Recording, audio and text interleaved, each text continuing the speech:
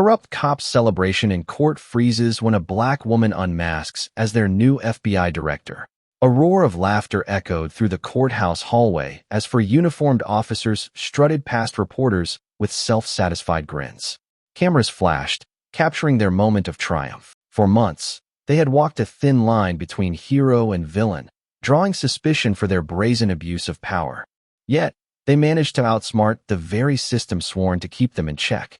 Little did they know, a solemn, poised black woman was watching them from the corner of the room, someone they had overlooked and underestimated. In less than an hour, she would flip their world upside down and unravel the truth behind every despicable act they thought they had hidden forever. Nestled between sprawling farmland and the glimmer of a distant metropolis stood the city of Brinkhaven, once a thriving community of hard-working families, honest businesses, and civic pride. With its wide downtown streets and stately courthouse perched on a slight hill, Brinkhaven resembled a picturesque postcard. Yet, behind the veneer of small-town pleasantries, a creeping sense of dread had infected the streets.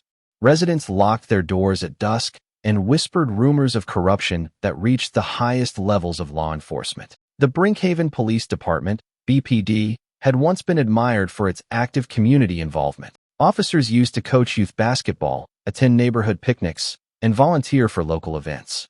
Over time, however, the atmosphere at the station shifted. Rumors of bribery, protection rackets, and hush money paid to certain officers swirled like fallen leaves on a windy autumn day. Police cruisers that once signaled safety now inspired fear.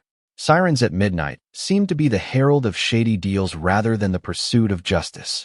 People first noticed something was amiss when a local journalist, Miles Finch, wrote a series of investigative articles.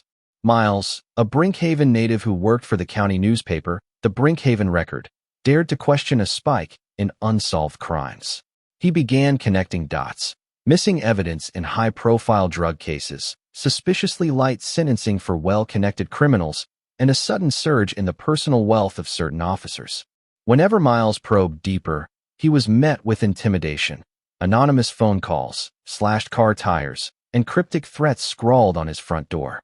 Nonetheless, the evidence kept stacking up. Miles's articles shone a cautious light on 4 officers in particular: Captain Victor Martel, Lieutenant Marcus Stone, Sergeant Nathan Collier, and Officer Lauren Cassidy. Their arrests of known drug traffickers often ended in missing funds or lost confiscated assets. Official documents were mysteriously altered, and any snags in their meticulously crafted corruption machine were quickly smoothed over or hushed. The local district attorney, Catherine Bishop, had grown suspicious as well, but each time she attempted to gather enough proof for an internal investigation, her superiors questioned her methods.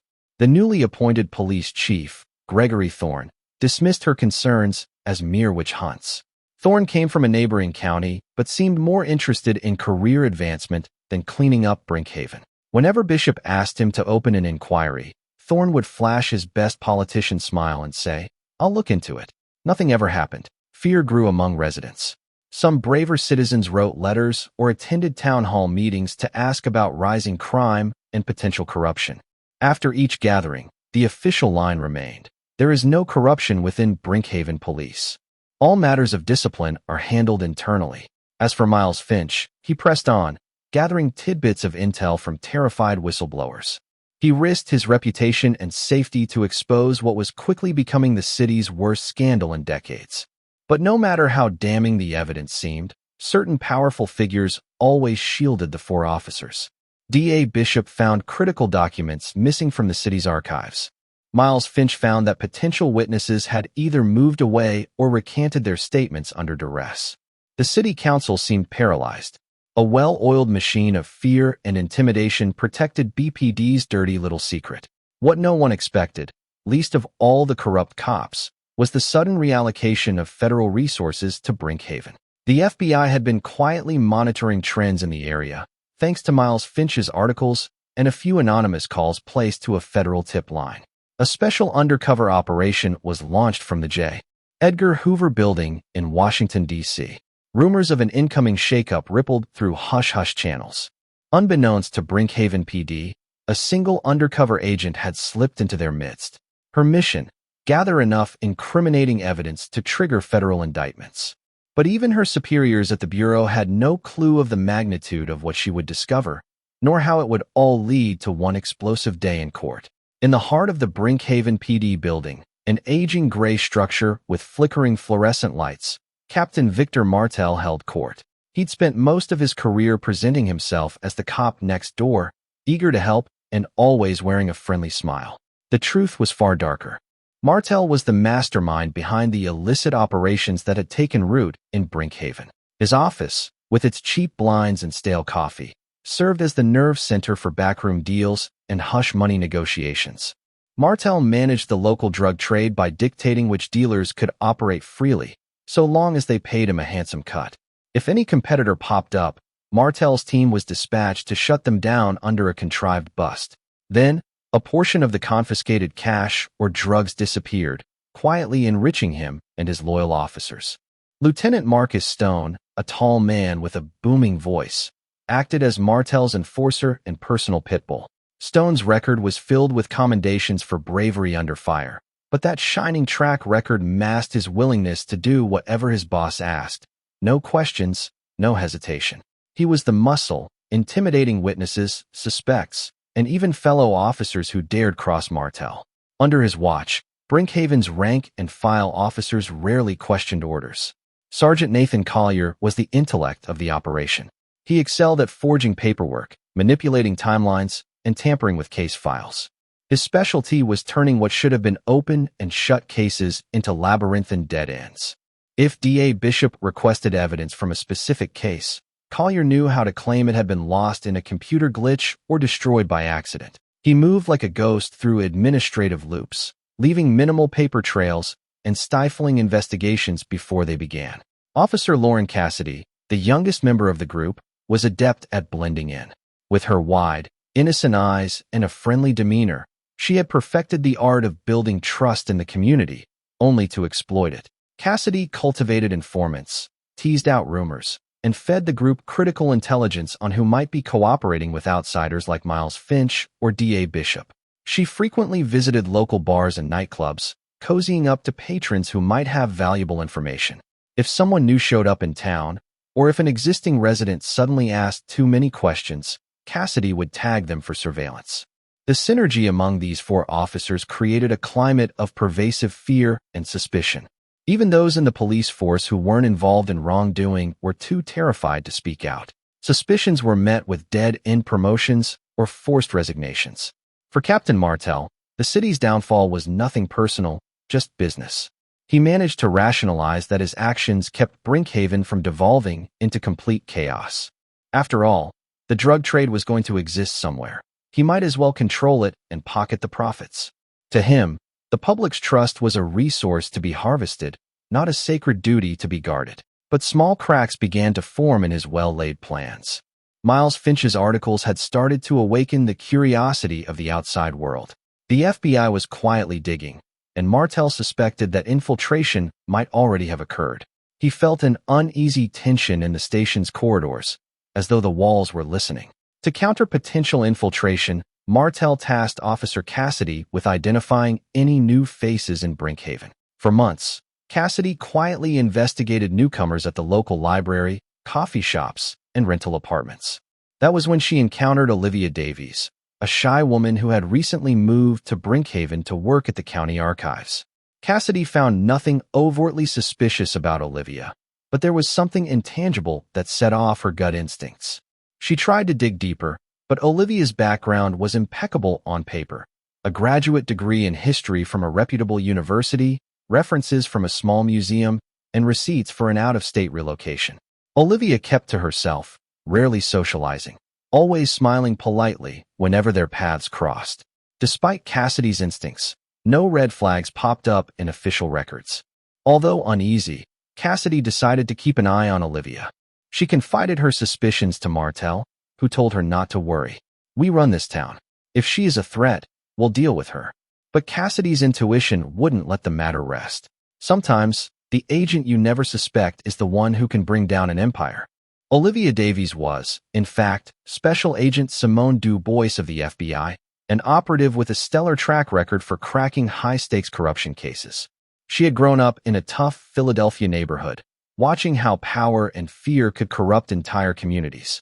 Simone's childhood experiences shaped her into a relentless seeker of justice, unafraid to challenge the system and determined to excel in a field dominated by men who often doubted her capabilities.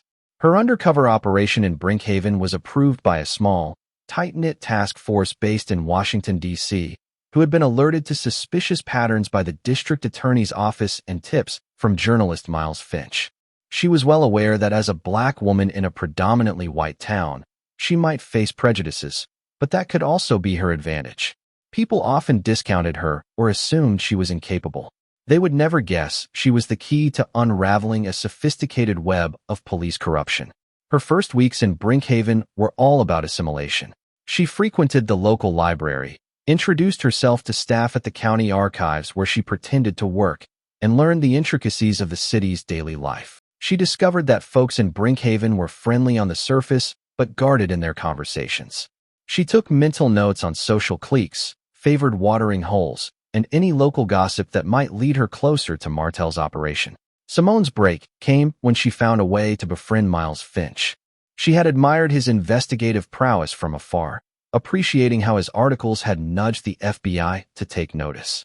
Over coffee at a local diner called Maggie's Kitchen, famous for its homemade pies, Simone confided in Miles that she was researching historical records about Brinkhaven's early settlers. He, in turn, expressed interest in her presence, hoping a fresh pair of eyes might help him with his next exposé. They talked at length about the city's architecture, local legends, and the wave of rumored police corruption.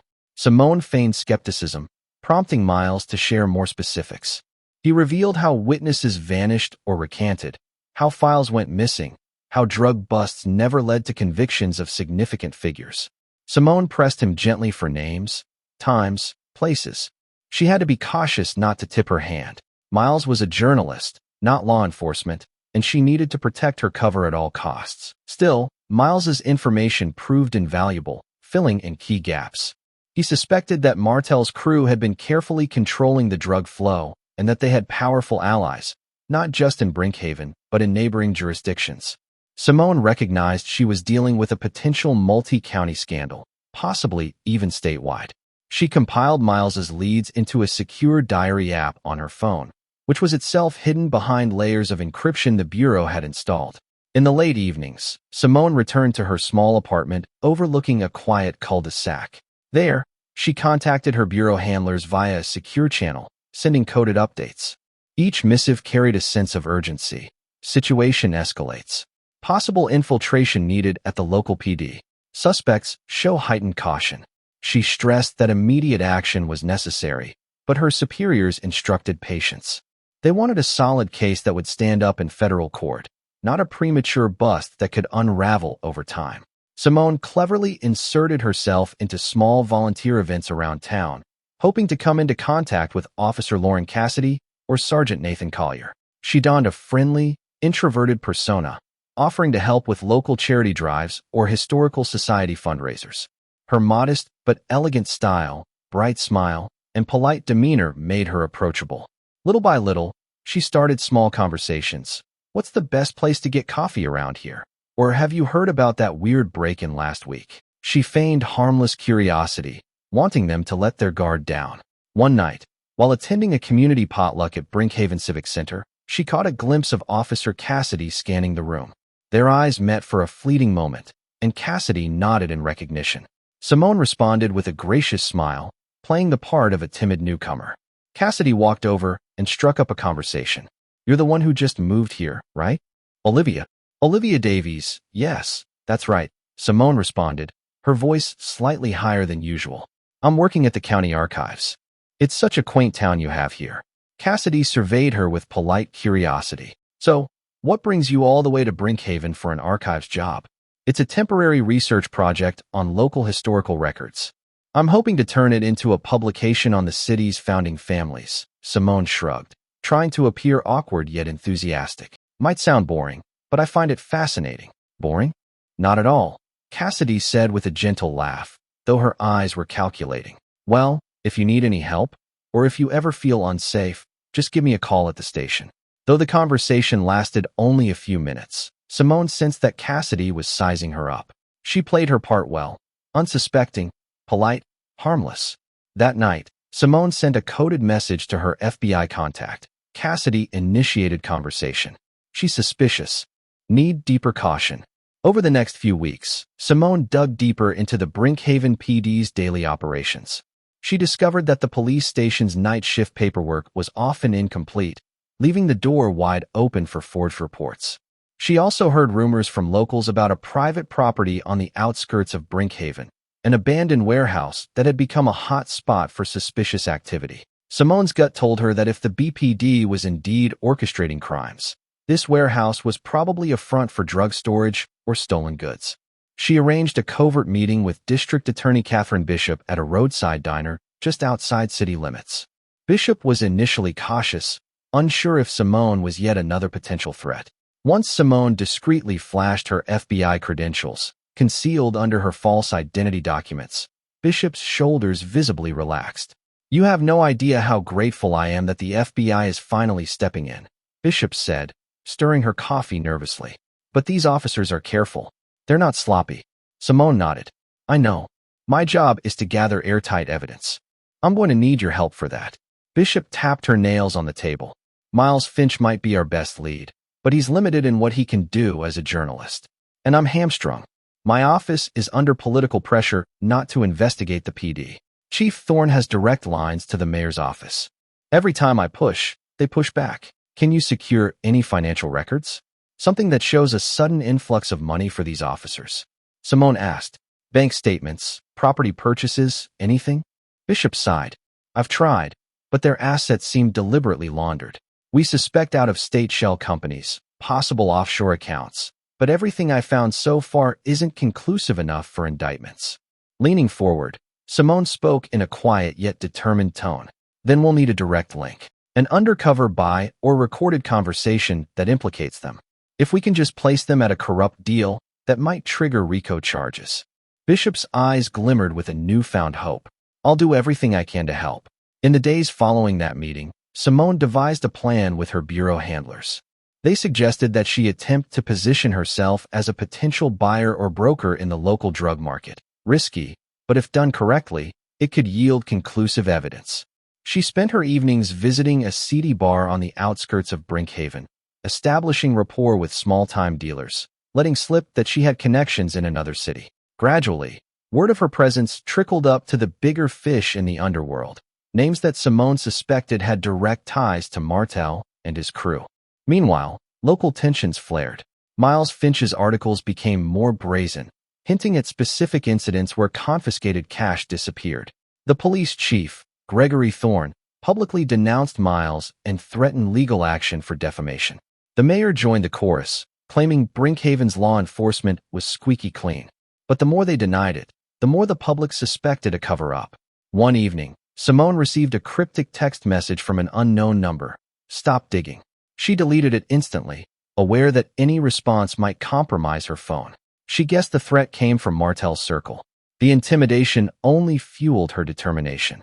Then came the break she'd been waiting for. Through one of the small-time dealers at the bar, Simone arranged a meeting to discuss a potential drug deal. She was told to drive to the abandoned warehouse on a Friday night. If Martel or his officers were involved, Simone would have the chance to gather first-hand evidence. But the operation was fraught with danger. She'd be alone, in the dark, dealing with criminals who wouldn't hesitate to eliminate a threat. Her FBI superiors insisted on a minimal presence of backup to avoid blowing her cover. Simone would wear a concealed wire and carry a small camera disguised in a charm on her bracelet. The plan: if Martel or his team arrived, Simone would record every second of their conversation, then discreetly pass the evidence to DA Bishop. With enough proof, the Bureau could step in. On that fateful Friday night, Simone drove her unremarkable sedan to the edge of Brinkhaven. A battered sign near the warehouse read, "No trespassing private property." Beyond lay a deserted lot, gravel crunching under her tires. The moon cast an eerie glow on the rusted metal siding. She swallowed her nerves, double-checked her wire, and stepped out, clad in a leather jacket and jeans. She aimed to blend in with the rough crowd she expected to find.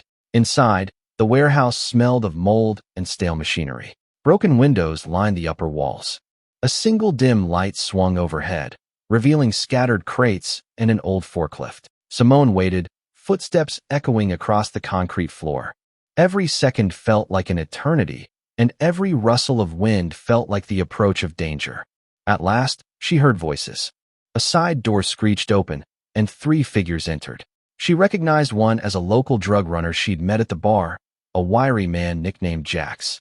The other 2 wore plain clothes, but Simone's heart sank when she recognized the taller man, Lieutenant Marcus Stone. He was accompanied by Sergeant Nathan Collier, whose cold gaze swept the room. "You're the new buyer, huh?" Stone barked, his tone dripping with suspicion. Simone feigned confidence, forcing a smirk. "That's what I've been told. Are we here to do business, or what?" Collier looked at Stone, then scowled. "We don't like new faces." Jax, attempting to play the middleman, tried to ease the tension. "Chill, fellas. She's got serious backing from out of town. Money's good, I checked." Stone stood inches from Simone, his imposing figure overshadowing her. "If you try anything, we'll bury you so deep they'll forget you existed." Simone locked eyes with him. "Noted. Let's just talk numbers." They spent the next 10 minutes discussing the quantity of product, possible distribution routes, and crucially, the protection fee that would guarantee safe passage through Brinkhaven. Stone spelled out the arrangement in no uncertain terms. Simone would pay a regular cut to the department via Jax, and in return, no traffic stops or arrests. If she missed a payment, or if any of her runners got creative, the deal was off. Every word was recorded by Simone's hidden wire. She tried not to reveal her relief when Stone explicitly mentioned the police department's cut, a direct admission of corruption. This was gold. The final step was making sure she could leave alive and with the evidence intact. Yet, just as Simone sealed the deal with a handshake, a voice from the shadows startled them. "What the hell is going on here?" In walked Captain Martel himself, flanked by Officer Cassidy. Simone's pulse quickened. If she had to face all 4, her chances of escaping unscathed were slim. Stone turned to Martel, half exasperated, half reverent. "Just finalizing the arrangement with our new buyer, Cap. She's with Jax." Martel narrowed his eyes at Simone. "I don't trust new players, not without a thorough background check." He motioned to Cassidy, who stepped forward with a practiced intimidation tactic. "I've seen you around town," Cassidy said. "Olivia Davies, right? Moved here to study records." Simone forced a dismissive shrug. "That's my cover story, sure. For all the old folks in town. Didn't realize I'd draw so much attention." Her nonchalance seemed to mollify Martel a bit. He crossed his arms, considering. "We run a tight ship here. If you screw with us." "I get it," Simone interrupted, inwardly praying her boldness wouldn't get her killed. "We're all in this for one thing, money. I'll pay my share and keep quiet." End of story. Martel stared her down for a tense moment, then nodded to Stone. "Fine. We'll see how this plays out. But watch her." Cassidy was ordered to do a more thorough background check ASAP. Simone knew her cover was on borrowed time. Before leaving, Cassidy shot Simone a look that was half suspicion, half grudging respect. Simone, for her part, kept her poker face, hoping the beads of sweat forming at her temple weren't too obvious in the dim light. She made her exit smoothly, driving away with Stone's voice echoing in her mind. "We'll be in touch." The mission had succeeded beyond expectations. She had recorded direct admissions of corruption from high-ranking officers. However, she was now on Martel's radar. Any misstep could mean deadly retaliation. As Simone raced back toward her apartment, she felt a surge of adrenaline. She knew that the final blow against Brinkhaven's corrupt police operation was fast approaching. The evidence was potent enough to trigger federal indictments if properly presented. She had to get that recording to the right hands before Martel's crew figured out who she really was. First thing the next morning, Simone arranged to meet Miles Finch in an abandoned park on the outskirts of town. For once, she felt a tinge of relief at the early morning mist that cloaked the park in privacy. She handed him a thumb drive containing compressed audio and video files of her encounter at the warehouse. "It's all there, explicit proof of the BPD's involvement in drug trafficking," Simone whispered, her eyes darting around to ensure no one overheard. "You need to keep it safe. If anything happens to me, you run this story. Expose them completely." Miles stared at the thumb drive as if it were a live grenade. "You're serious?" This is what I've been trying to uncover for years. His voice trembled with both excitement and fear. Yes, and now we have the chance to end it, Simone said. But you can't publish this yet. Not until we coordinate with DA Bishop and the FBI. If Martel suspects the feds have this, he'll lash out. We need him relaxed, celebrating his sense of invincibility. Miles nodded, understanding the gravity of the situation. All right, I'll hold off. Just promise me you'll be safe. No promises, Simone replied with a half smile, then disappeared into the morning fog. With the incriminating evidence secured, Simone contacted DA Bishop from a burner phone. They agreed to meet at a secret location, an old library basement that Bishop's office sometimes used for sensitive document storage. There, Simone played the recordings for Bishop, who listened with widened eyes. By the time the final clip ended, Bishop looked both triumphant and deeply anxious. This is exactly what we needed, she said. We can bring federal charges, RICO, conspiracy, drug trafficking, corruption, the works. But I need time to convene a grand jury. Don't take too long, Simone warned. Cassidy's suspicious of me. She'll dig until she uncovers my real identity. If that happens before we strike, we lose everything. Bishop promised to expedite the process. She explained that the FBI's official presence would be required to serve warrants to the police department. Simone's undercover sting would be the linchpin. The plan was to orchestrate simultaneous arrests to prevent any of the corrupt officers from fleeing or destroying evidence. But fate had another twist in store. That evening, Simone was in her apartment reviewing the latest field intel. She noticed a black SUV parked across the street with tinted windows. Could be just a neighbor's friend, she told herself, yet her instincts screamed otherwise. After an hour, the SUV didn't move. The silhouette of a man behind the wheel remained unmoving. Quietly, Simone assembled a small go bag with essential items. Her fake ID, extra phone, a loaded pistol, and the ring-coded key to her sedan. She turned off the lights in her apartment and peered through the blinds. The SUV's headlights flickered on. Whoever was inside knew she was watching. Suddenly, she heard footsteps in the hallway approaching her door. A single knock echoed through her modest living space. Simone crept to the door, gun in hand, and opened it just enough to see who was there. To her surprise, it was Miles Finch, his face pale, sweat trickling down his forehead. He looked over his shoulder nervously. I think I'm being followed, he stammered. The same black SUV that's been outside your place was tailing me earlier. Get in, Simone hissed, pulling him inside. We need to move, now. She quickly explained the presence of the SUV. Miles's jaw clenched. They're onto both of us. This is bad. Worse than bad, Simone said. We've got a rendezvous with Bishop tonight. There's no time to wait for a grand jury. If we stay here, we're as good as dead. They slipped out the back door of her apartment, carefully making their way through a narrow alley. The night was eerily quiet. Simone kept her gun drawn, scanning every shadow. A few blocks over, she had parked a rental car she sometimes used for added security. She guided Miles through the dark streets until they reached it. Moments before they could pull away, the black SUV roared onto the scene, headlights pinning them in place. Simone glanced at Miles, who looked like he was about to panic. She locked the doors and started the engine. The SUV barreled straight toward them, but Simone slammed on the gas, narrowly avoiding a collision as she sped into the main road. A tense chase ensued through Brinkhaven's deserted streets. Miles held on to the dashboard for dear life. Simone expertly maneuvered, taking sharp turns, cutting through side streets, trying to lose their pursuer. She recognized some of the routes as typical BPD patrol paths. If Martel or Stone were in the SUV, they might know these streets even better than she did. Finally, she spotted a detour leading toward the highway. Gunning the engine, Simone swerved onto the entrance ramp. The SUV was momentarily stuck at a red light, giving them a narrow window to escape. She didn't let up until they were miles away from Brinkhaven, a swirl of adrenaline pumping through her veins. They parked behind an abandoned service station, both breathing heavily. Miles wiped sweat from his brow. I can't believe how close that was. Simone nodded, her eyes scanning the empty lot. We have to assume they know who I am, or at least suspect. We can't go back to my apartment, and you can't go back to your place. It's not safe. What about Bishop? Miles asked, terror lacing his words. She'll have to meet us somewhere else. A safe house, maybe. Simone's mind raced. I have a contact who can set that up. They spent the night in the car, each taking turns to keep watch. As dawn broke, Simone reached out to her bureau handler, who arranged for them to rendezvous at a government-owned safe house located a half-hour drive out of town.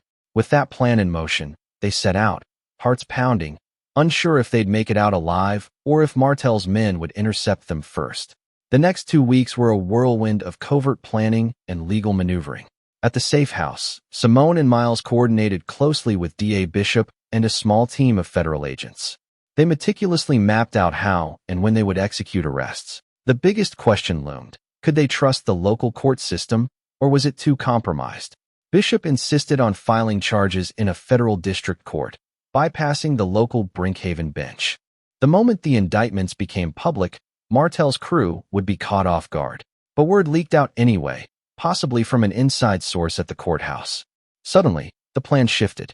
Martel and his officers preemptively demanded a hearing in Brinkhaven's local court, claiming the entire affair was based on false allegations and entrapment by an overzealous district attorney. It set the stage for a dramatic showdown, the corrupt cops marching into court to clear their names, while Simone, still officially unidentified, prepared to testify if needed.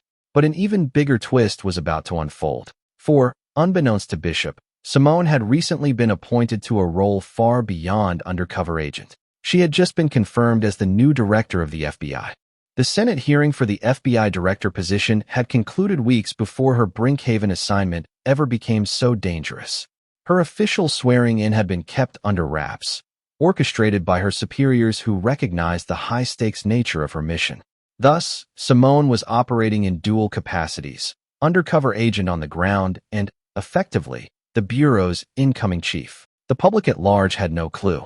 Even the local FBI field office in Brinkhaven assumed Simone was just a field agent. High-level secrecy was maintained, as any leak could jeopardize not just this operation but national security matters tied to Simone's appointment. On the day of the hearing, Brinkhaven's small courthouse was swarmed by media vans, protesters, and curious onlookers.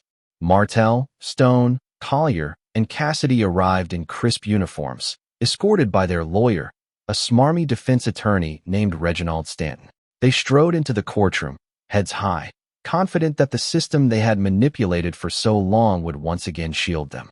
DA Bishop took her seat at the prosecution's table, flanked by an assistant district attorney and a federal prosecutor sent from Washington. Miles Finch sat in the front row of the gallery, furiously scribbling notes, ready to blast out the scoop of a lifetime. For a tense moment, Simone was nowhere in sight. Judge Arthur Vance, an elderly man with thinning white hair, presided over the hearing. He peered down over his glasses at the crowd, clearly overwhelmed by the media glare. "Order. Order in the court," he announced, banging his gavel. "This is a preliminary hearing to address claims brought by the District Attorney's Office and the United States Department of Justice against certain members of the Brinkhaven Police Department." The defense attorney jumped at the chance to speak. "Your Honor, these allegations are baseless. My clients are brave officers who have dedicated themselves to this community. There is no evidence they have engaged in corruption or wrongdoing. We request immediate dismissal of all charges." Before Bishop could respond, the double doors at the back of the courtroom swung open. In walked Simone, dressed in a sharp black suit. The entire room seemed to hold its breath. She walked with quiet confidence to the prosecution's table. Murmurs rippled through the gallery. "Your Honor," Bishop began, "I would like to introduce you to a key figure in this investigation." Bishop paused, letting the tension build. "May I present Special Agent Simone Du Bois of the FBI, whose undercover work has provided substantial evidence of these officers' crimes." A hush fell. Martel and his crew exchanged alarmed glances. Stanton's mouth tightened, but that was not the only surprise. Bishop continued, her voice resonating with pride. "Furthermore, I have been informed that Ms. Du Bois is not merely a special agent. She has, in fact, been appointed as the new director of the Federal Bureau of Investigation." The gallery erupted in gasps. Camera shutters clicked wildly. Martel and his co-defendants froze, disbelief etched on their faces. The defense attorney tried to object, sputtering, "This is..." "Objection, Your Honor. This is an ambush, a spectacle." Judge Vance hammered his gavel. "Order. Order, I say." He glared at Stanton, then looked at Simone. "Is this true?" Simone stepped forward, her gaze unwavering. "Yes, Your Honor." I've been tasked with investigating corruption within this department. My appointment as director has only recently been finalized, which is why the operation remained confidential. I have recordings, documents, and testimonies that establish the guilt of these officers beyond any reasonable doubt. Martel jolted out of his stupor, turning to Stanton. "Get me out of this now," he hissed. Stanton fumbled with his papers, face slick with nervous sweat. The crowd watched with rapt attention as Simone presented the damning evidence. Audio recordings of the warehouse meeting, typed transcripts of bribe negotiations, and even statements from minor co-conspirators who had flipped under pressure. With each piece of evidence laid before the court, Martel's bravado disintegrated. Cassidy stared at the floor, refusing to meet Simone's eyes. Collier fidgeted, his face pale. Stone clenched his jaw, fists trembling with suppressed rage. When Simone finished, Stanton attempted a feeble rebuttal. "We have no proof that these recordings were lawfully obtained or that they weren't manipulated. My clients were entrapped. This is an egregious violation of their rights." Unflustered, Simone addressed the judge directly. "Your Honor, the evidence was obtained pursuant to a valid warrant from the federal district court. Everything has been done by the book, and if there's any question about the integrity of the recordings, we have forensic experts ready to authenticate them." Judge Vance examined the documents in front of him, flipping through them with mounting concern. It was clear the evidence was overwhelming, a meticulously woven tapestry that showed the systematic corruption of Brinkhaven PD's top officers. Bishop seized the moment. "We request that the defendants be remanded into federal custody immediately, given the seriousness of the charges and the risk of flight." The defense attorney's shoulders slumped. He pleaded for bail, but the judge was in no mood for leniency. Given the severity of these allegations and the evidence presented, bail is denied. The defendants will be taken into federal custody pending trial. The bailiffs moved in, cuffing each officer. Martel erupted in protest. "This is a setup. That woman tricked us. I want my lawyer."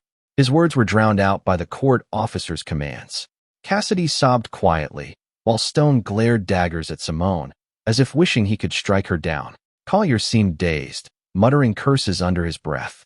In the chaos, Simone stepped aside, letting the federal agents handle the arrests. Cameras captured every second, and in that moment, Brinkhaven witnessed the downfall of four once feared cops who had believed themselves untouchable. Brinkhaven awoke to a rare hush on the morning after the arrests. A muted sunrise settled over the rows of modest homes and shuttered storefronts, almost as if the sky itself was holding its breath. No more sirens wailed through the night. No more foreboding presence of squad cars, their occupants armed with unspoken threats. The city that had once cowered under the invisible weight of its own police force found itself in a strange new world, where corruption was suddenly, astonishingly, being held to account. For residents who had grown resigned to the stench of graft, the reality was both exhilarating and terrifying. They lined the streets, some hugging each other in cautious optimism, others remaining stoic, waiting to see if true justice would prevail. Public opinion shifted moment by moment, swaying between relief that the corrupt were finally exposed and dread that a harsh reprisal might follow. These people had not forgotten all the times Brinkhaven's system claimed internal investigations would fix everything, only for the same crooked officers to show up days later, still wearing their badges. Yet, on this day, something felt different. Inside the holding cells of the federal courthouse, Captain Victor Martel stood by the small barred window in his new beige jumpsuit. He had spent decades in uniform, always with starched collars and polished boots that signaled authority. That was all gone now.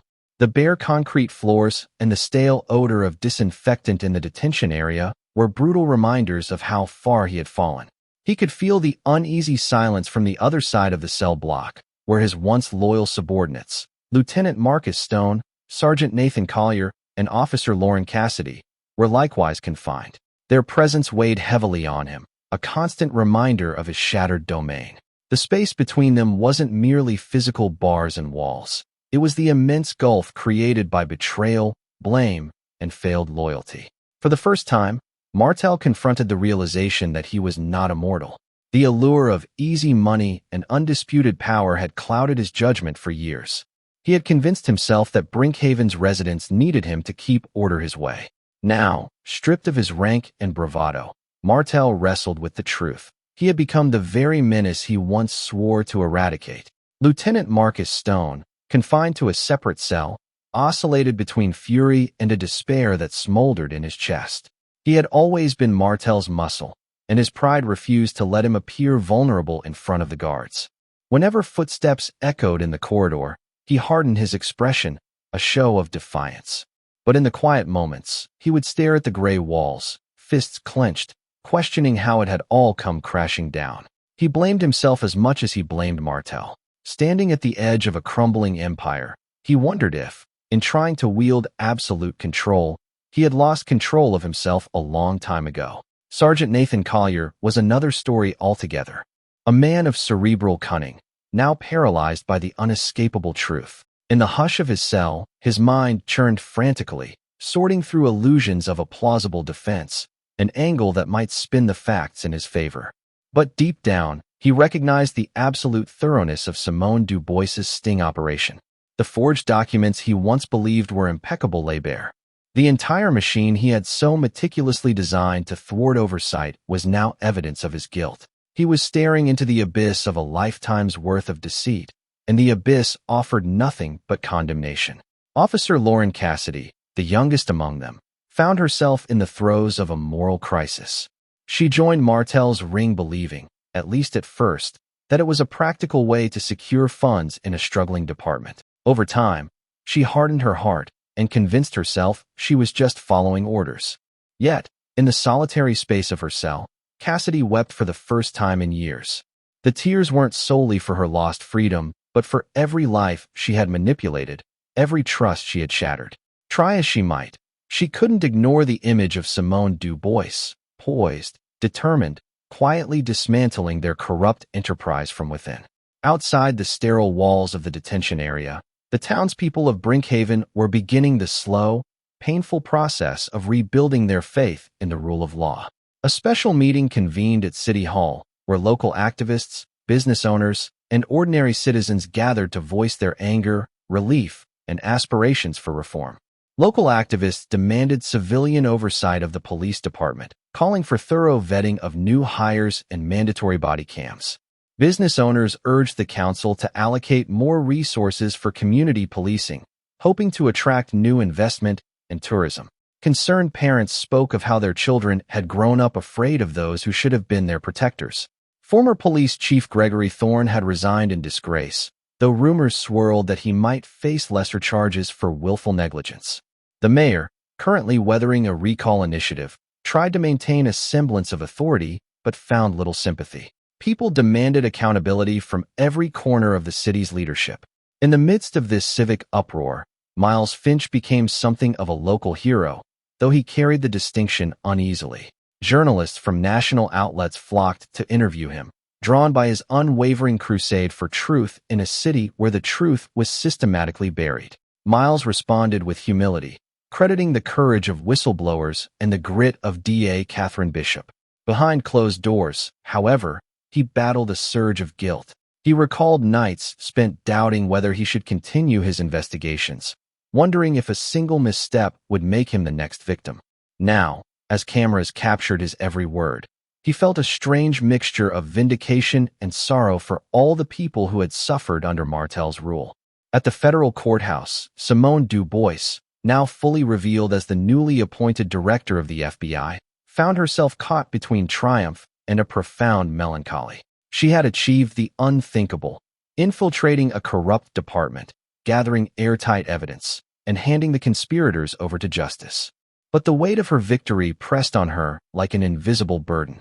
The crowning of her career came at the price of witnessing an entire city wounded by those sworn to protect it. As the day wore on, Simone remained in a secure office, finalizing paperwork, coordinating with federal prosecutors, and offering statements to the press. Through a one-way window, she watched Martel and the other officers being led to transport vans that would take them to a more secure facility. Their defiant faces had melted into expressions of grim inevitability. A knock sounded at the door. DA Catherine Bishop entered, looking weary yet determined. "Press is going wild out there," Bishop said, setting down a stack of legal documents. "They want a statement from you as the director." Simone exhaled, resting a hand on the table's edge. I'll give them a statement soon. But first, we need to ensure the next steps. We can't let Brinkhaven slip back into the shadows. Bishop nodded. Agreed. I've already drafted motions to seize any remaining assets Martel and his crew acquired through illegal means. We're coordinating with the newly appointed interim police chief, and we're filing charges against a few more people who tried to hide evidence. A flicker of sadness crossed Simone's eyes. Good. It's the only way to restore some faith in the system. She paused for a moment, caught between the official stance she needed to maintain and the personal toll it had taken. How are people in Brinkhaven handling the fallout? The question hung in the air, laden with complex truths. Bishop lowered her gaze. There's anger, but there's hope too. Some see this as an opportunity for a true clean slate. Others are just exhausted by it all. Simone walked to the window, looking out over the city. In every corruption case I've been part of, there's always a mix of relief and resentment. People are relieved the criminals got caught, but they resent that they were allowed to operate for so long. A moment of quiet solidarity passed between them.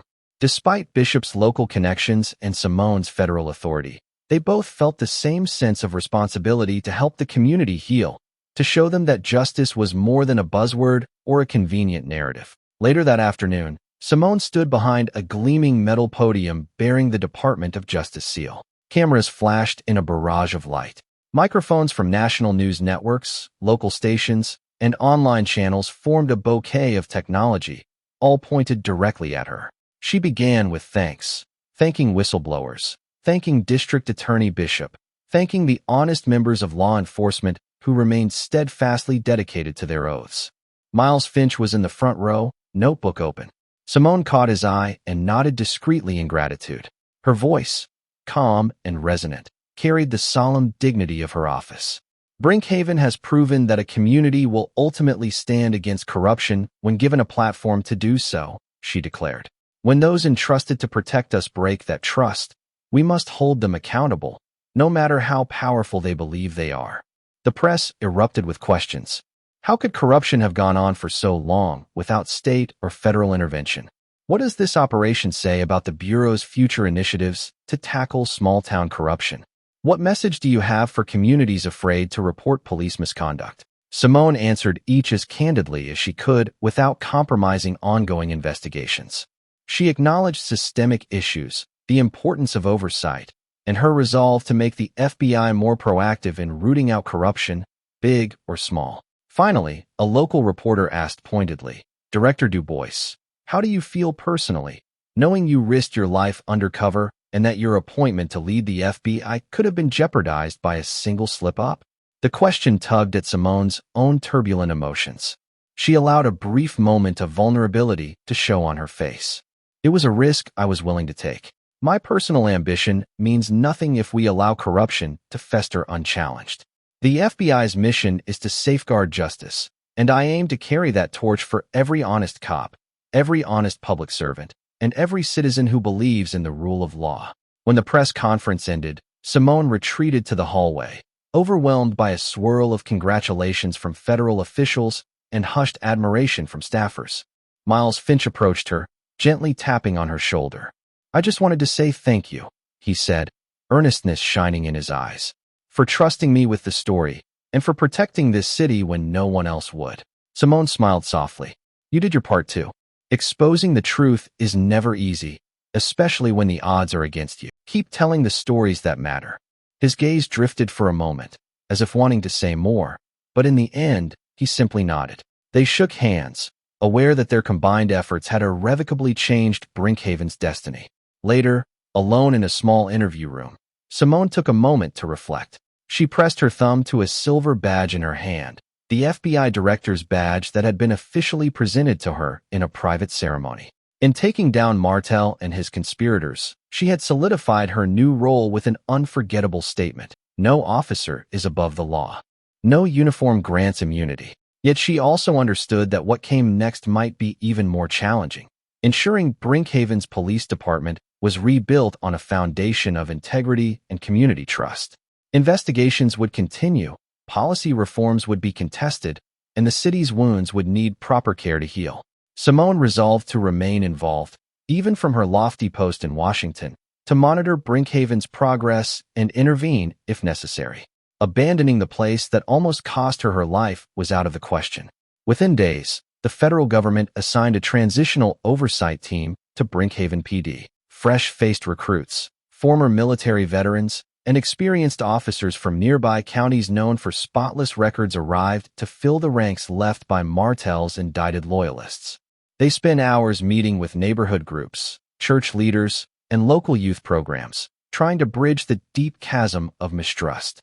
Slowly, the city's daily rhythm stabilized. The local diner, Maggie's Kitchen, bustled once again, its patrons talking about new beginnings rather than living in fear. Children rode their bikes without the anxious watch of worried parents, and high school sports teams invited the new officers to games, a gesture unthinkable during the era of corruption. Yes, scars would remain. The memory of systematic betrayal wouldn't vanish overnight, and many residents were still cautious when they saw a police cruiser pass by. But with each passing day, Brinkhaven took one more step forward. People dared to hope again. Simone Du Bois departed Brinkhaven shortly after the last sentences were read. She left behind a city on the mend, a newly hopeful district attorney, a local journalist with national credibility, and a police department working tirelessly to correct its course. As her black SUV disappeared onto the highway leading toward Washington, D.C., she carried the lessons of Brinkhaven with her. Evil thrives in silence, but justice is louder when good people speak. For all their swagger and bravado, Martel and his crew learned that the law they once twisted for personal gain could not be permanently tamed. In the end, hard karma demands its price, sometimes delivered by a woman they never thought to underestimate, whose very identity would shock them into submission. Brinkhaven, for all its scars, became a testament to the power of truth and the resilience of a community determined to reclaim its soul. People found a renewed sense of civic duty, an awakened interest in local politics, and above all, a collective promise to never again let corruption fester in the shadows. Such was the legacy Simone Du Bois left behind, a beacon of possibility showing that even in the quiet corners of America, justice can and will prevail when someone brave enough is willing to stand up and see it through. A single, resounding truth emerged from Brinkhaven's darkest days. Corruption cannot stand against the unwavering determination of those seeking justice. Captain Martel and his crew thought they owned the system. In the end, the system, championed by a black woman whose perseverance defied expectations, unmasked and dismantled their entire operation. Through the courageous work of investigative journalism, the relentless push from a dedicated district attorney, and the ultimate undercover sting by the new FBI director herself, Brinkhaven's hard-fought victory stands as a beacon of hope for communities everywhere.